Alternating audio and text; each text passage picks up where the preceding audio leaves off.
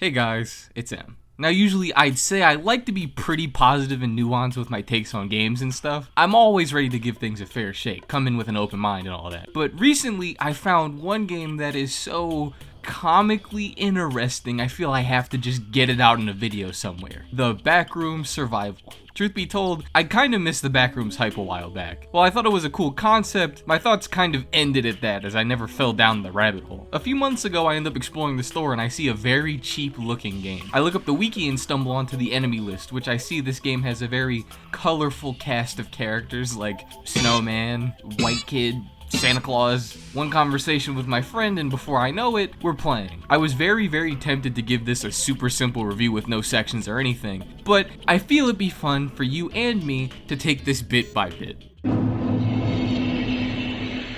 Let me explain to you what the core concept and objective of what this game is so we can get on to all the other stuff. Here in the Backroom Survival, you've been dropped into, well, the Backrooms. You explore multiple varied locations looking for ladders in order to continue exploring this endless labyrinth. Along the ways of this ever-changing structure, you'll come across multiple different enemies to go against and items to aid you. This game doesn't have an ending, so the goal is to go as far as you can without dying. Cool concept, right? Now, let's get into everything else. This game's entire concept is RNG. Everything is seemingly random, from the levels you get to the enemy drops to where the exits and entrances are positioned. I said this in my all Dark Souls games review, but one of my favorite Souls-likes in games in general is Remnant 2, a game that thrives off of RNG. And roguelikes tend to be some of my favorite games with things like Streets of Rogue, Enter the Gungeon, and so on, managing to pull multiple hours from you. But then you play this and oh lord. You see, normally with most games, there's certain caps and things to stop the game from breaking itself in certain instances. For example, in Remnant 2, enemies will stay on level with your weapon and you to keep the levels challenging, but fair. They also prevent you from getting a metric ton of upgrade materials to prevent immediately maxing out your weapon, because as I'm sure most of you would immediately think of, without this, there would be no structure and the game would break pretty much immediately. This game doesn't have any of those fail-safes in mind at all. They will quite literally just spawn anything and everything. So there's a chance you can spawn in, find a super strong weapon alongside some things to upgrade it, and you can just obliterate everything that comes after you. The horror of the backroom entities immediately goes away when you practically become the Doomslayer early on. Not convinced. Let's talk about the enemies briefly before they get their own segment. These enemies have no form of scaling at all. They start as strong as they end, while your arsenal continues growing comically strong. This leads to them becoming more like loot drops than enemies in most cases, as you can annihilate them before they can even hit you. Not convinced. Let's talk about, quite literally, the worst part of level randomization. Dark levels. Dark levels are, well, levels that are dark. It's not one of those games where you can turn up the brightness and see fine either. You're going to need a light source if you want to see anything. Problem is, like I said, every floor and item is randomized. There is a very solid chance you'll end up in one of these rooms without having any sort of light source at all. So now you have to waddle around until you find the hatch to go back down or the ladder to escape. All the while the enemies here can see you perfectly fine. It is awful. Genuinely one of the most surprising choices I've seen in a game. It'd be fine if you maybe had a very limited faint light in front of you, or literally had any way of traversing without banging the walls without an RNG light source, but no. This kind of scenario is probably the time you're most likely to cut the game off, as it's pretty unfair in the first place.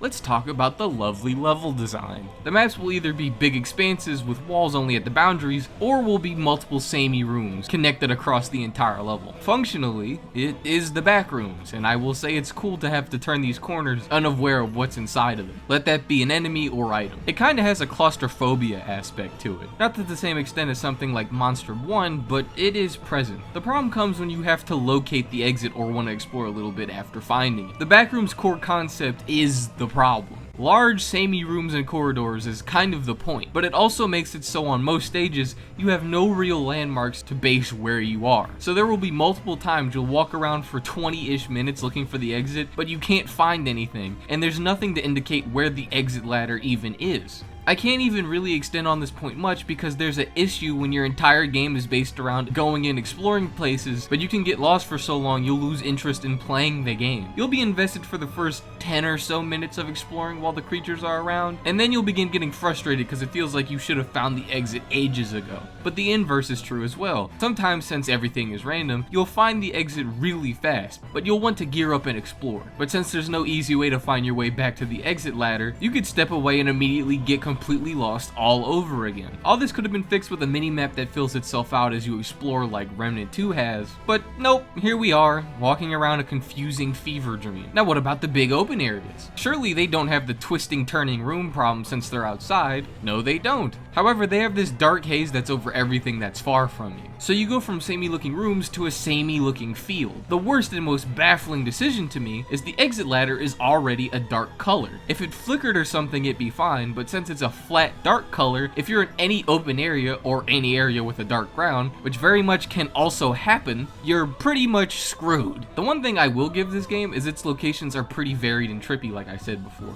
making you feel like you're going through this distorted realm that doesn't make any logical sense. However, with all the other stuff I mentioned, it's very hard for that cool bit to shine when you're probably going to end up miffed even traversing them.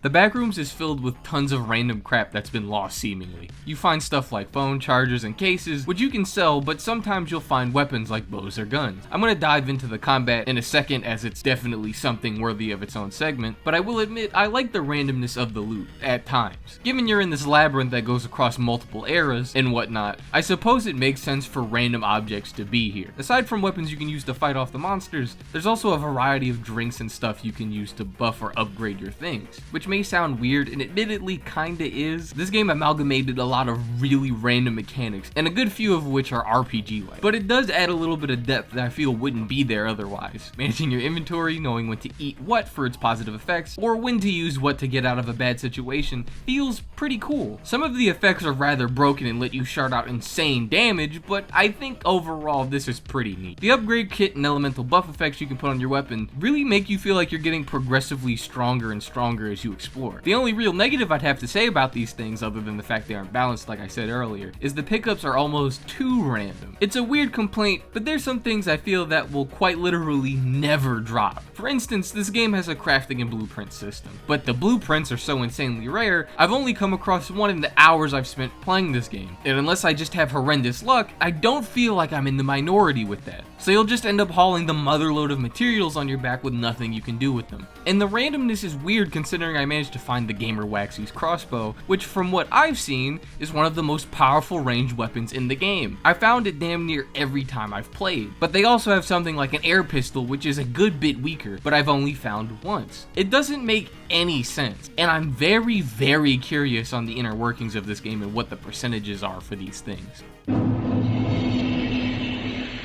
As I've mentioned a few times before, there are weapons, meaning you can fight back and kill the enemies coming after you. This should be cool. Normally in horror, it's just not something you get to do. But in most games where you can directly combat threats like this, it's clear you have to play it smart because the enemies are a good bit stronger than you. It does not feel like that here. The enemies are not that big of a threat at all. You feel so much stronger than them, they aren't challenging to do combat with. With melee weapons, you can block and swing.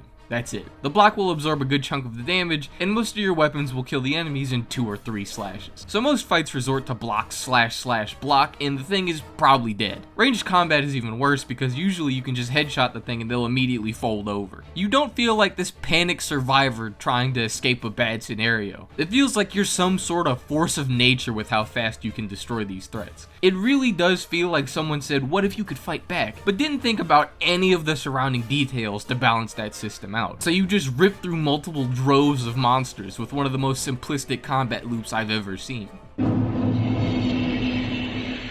The enemies, like the levels, vary in form but not off in functionality. Some may do more or less damage, some may be a little faster or slower, but all of them run at you and swing, and that's pretty much it. Funnily enough, your character is faster than all of them. So in most cases, if there's a fight you can't win, you can peel out and there's nothing they can do to stop you. But notice I said not often. There is one other big enemy type that isn't common. We have the Weeping Angel type enemies, which are invincible, and if you turn your back from them, they'll get you. They don't immediately kill you, but they do enough damage where it's a situation you really don't want to get into.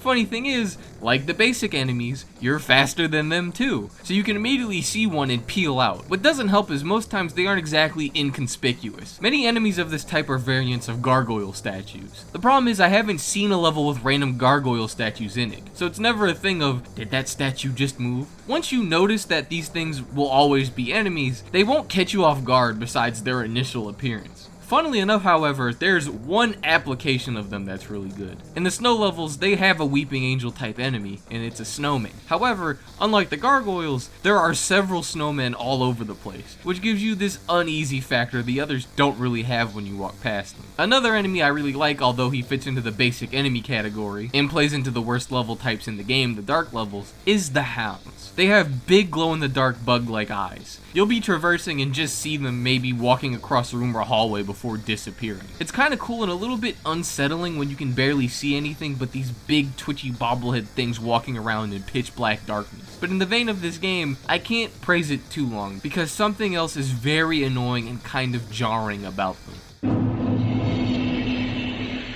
Whenever a basic enemy sees you, they'll do an overly loud jump scare noise before they begin to chase you. After the first few times, you'll be sitting there waiting for the scream so you can just get on and beat the absolute shit out of whatever made the noise. I feel like at a point the devs didn't know how else to make the game scary because there is one enemy I left out, Smiley or Smiler. He's literally just an insanely loud jump scare PNG with no indicator that he's going to happen. It's so loud normally I can imagine it could hurt your ears. With all the other stuff I've already mentioned to you, can you imagine being lost for like 30 minutes looking for a stupid ladder, while at random intervals a PNG smiley face shows up and blows out your eardrums? It's enough to make someone go crazy at times. But it doesn't just stop at the enemies. Whenever your character gets hit, especially if you choose a girl, they'll let out this blood-curdling scream every hit. So you'll often hear the monster blow out your eardrums, then the character will yell like they fell into a Lego pit. The game's really an assault on the senses at a point. Other than those unfortunate things, the sound effects are stock sounds you've probably heard a dozen times over if you've played a game that looks like this. Not much else of note. I know this section may seem short and like it may not matter, but I need you guys to comprehend how often the things I just mentioned will happen. It's like every other minute a loud noise will occur and it leads to the tedium becoming very annoying very fast in certain cases.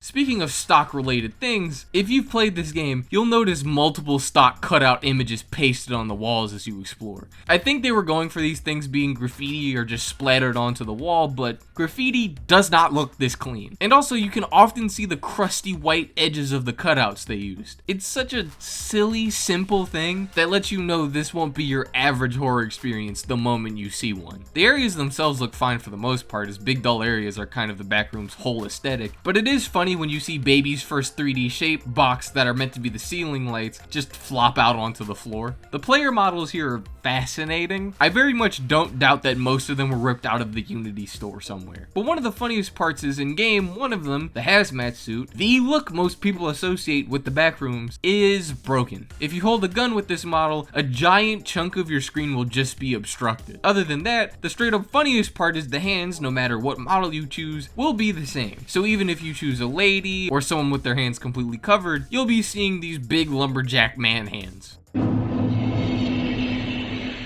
This segment is for all the other stuff I don't think is needing of its own segment, or I just don't have much to say on. First, glitches. The game is surprisingly pretty stable, but one time I had a bug that caused the entire level not to load, meaning I got soft locked and had to start the game over for something completely outside of my control. Second, starter classes. This game has a class system and it's a pretty nice addition. Not that they all feel widely different, but having one quirky attribute or spawning with a weapon or item can make little differences in the long term. The dialogue. In multiplayer, this is cut off, but in single player, your character will react to a lot of their first encounters with the things in the Backrooms. They're pretty much crashing out at everything they see, which honestly I imagine most would have the same response.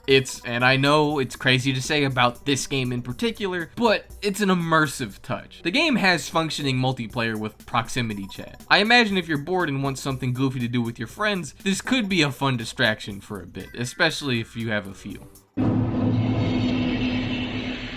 I spent way longer talking about this than I thought I would, but it's just got so many random things to go over, I felt I had to cover them. The Backrooms Survival, which, like I said earlier, is an amalgamation of a bunch of mechanics someone had heard were cool. Had it just been another forgettable random horror game, we wouldn't be here discussing it. However, it feels like playing a blob of every other horror game. It's got good nuggets every once in a while where everything just works, but for the majority of it, it's pretty sloppily put together. Which really sucks because the general concept and idea of these mechanics is really good and fun, but it's just handled so poorly that while you can see what it could be, it's just not it. I imagine if it had a bigger budget or more time went into this, it could have been a hidden gem, but as it is now, no. Would I recommend it? Not really. If you can get it for super cheap, it's a goofy time, but if you're looking for anything super substantial, you're not going to find that here. Anyways, that's finally been all I had to say about this game. As always, as long as you're respectful, I'd love to hear your thoughts in the comments, and I've been M,